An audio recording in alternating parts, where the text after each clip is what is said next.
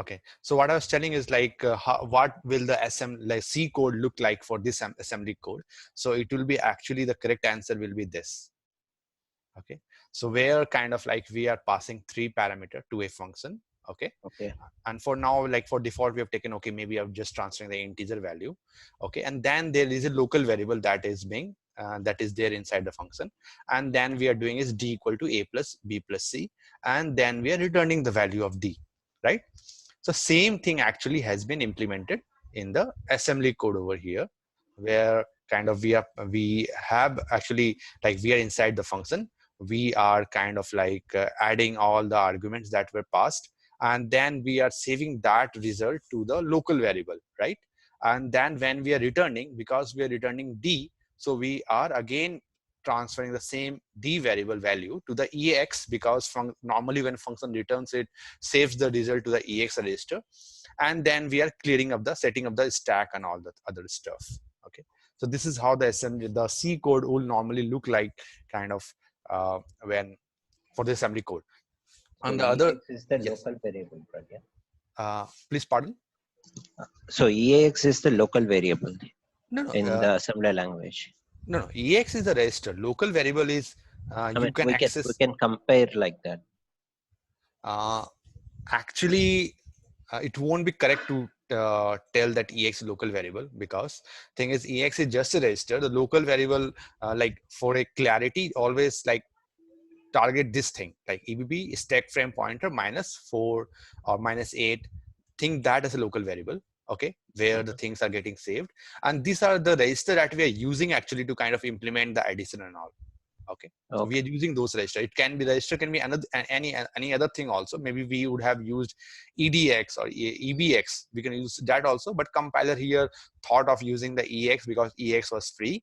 Okay, Mhm. and then we are kind of just saving the things and returning back. Okay, so Fine.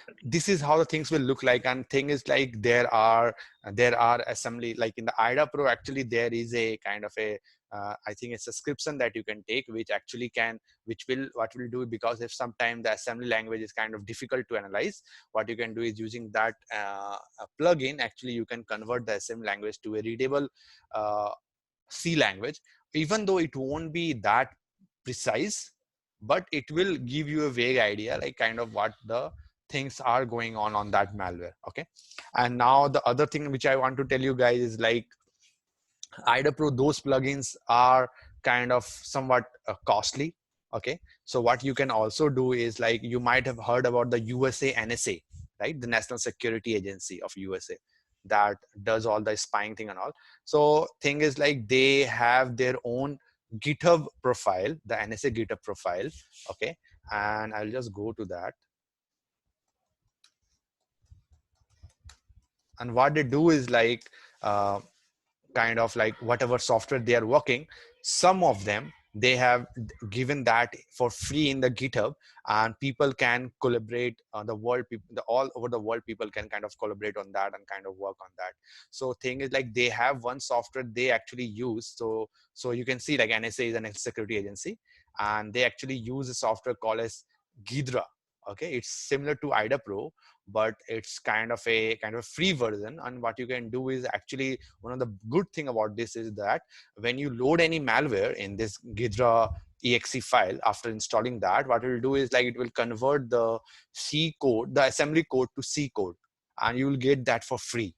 Okay, where you have to like pay in IDA Pro, you can get that for free in the Ghidra module. Okay, so later you can like explore this tool and kind of understand how it works and all.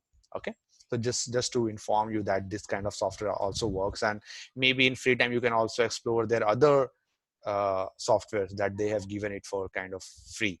Okay, and so this is how it works. And apart from that, you might be hearing in news many times like NSA, a lot of they used to kind of, I'll just stop the recording for that recording again.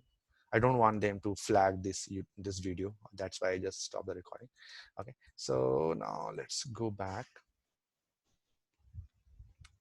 Okay, so now what we will do is like we will actually examine in the WinHelp32 software itself the function 40145E.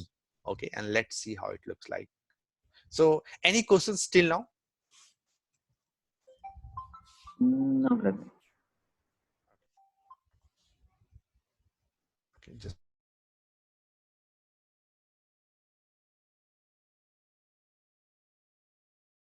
okay. So now I am inside the IDA Pro, and actually pressing G, I can go to 40145E. I'm in the same offset right now.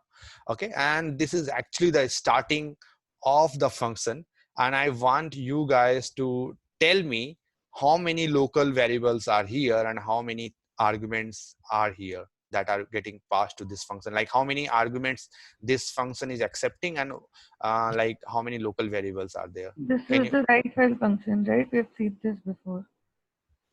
Yes, yeah. Yeah, it's taking in 4 arguments as input.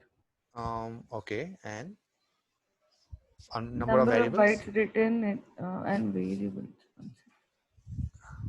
Okay, you're almost correct. Actually, thing is like if you see over here, it is -4, right? Yeah, Yeah. So that means what the IDAPRO does is for you, like it analyzes the function, and you can see like in the same offset it has injected some of the heading for you. Like these are not in the actual assembly code. These metadata. yeah, these are the metadata of which has been inserted by the IDA Pro itself, and kind of this -4 actually tells that okay, this is one of the variable that IDA Pro detected that the function is using, and this you can see 8 and then 12 and then 16. It seems 8 4 bytes. So these are the 3 arguments actually that are passed to the function. Okay, and you can confirm that over here. You can see that this function sub0 40145E is actually having 3 functions over here: h file, lp buffer, and number of bytes to write. Okay, got it? Oh yeah, because number of bytes written will be calculated while writing. So that is not an Yes. argument. Yeah, Yeah. but Yeah. And so yeah, so to get like maybe with the names might get confused, so you can always see this -4 or +8 to kind of know okay which are the arguments and which are the variables. Okay, and apart from that, IDA Pro has also did some analysis and set up for you some more thing that it's okay. It's a STD call. STD call, actually you might recall that function itself clears up the stack, and that we will confirm in some time. Okay, so using this function we can see okay there are 1 variable and 3 arguments, and just I want to be clear as of now that this might not be precise every time. There might be a case where number of arguments might be correct, but maybe the number of variables is not correct. But normally 90% of the time you will be able to kind of see that IDA Pro actually analyze that thing in a much more accurate way. Okay, so so minus basically denotes a variable and positive yes. value denotes an argument.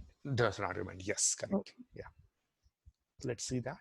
So number of local variable is 1 and arguments is 3 over here. Okay.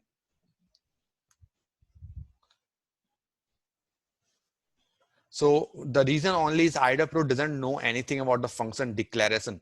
It doesn't have the header file maybe of that function, but it just a basic analysis by the IDA Pro, seeing the assembly code of that thing. It just gives you some information like what can be the things. Okay. So let's see now. So now we are inside this function. We are inside the function. It is just the starting bits. So this top things, this top, maybe suppose 1, 2, 3, 4, 5, or 3 or 5 instruction actually is actually doing some operation on the stack. This is actually called prologue. So function has prologue and function has epilogue. Prologue is the first bytes, first instruction, first top 5 or top 3 instruction of the function, which actually deals with setting of the stack for the use of the function. Okay, and the epilogue is something where like function again like resume the stack what it was before calling the function, and kind of setting up the evp and eip values and all, returning from that. So in the prologue, I want to know now, like, can you like take a moment and kind of tell me okay what the things are happening over here, maybe the first 4 line maybe. So I'll just give you guys 2 minutes and just let me know what all things are happening over in the prologue.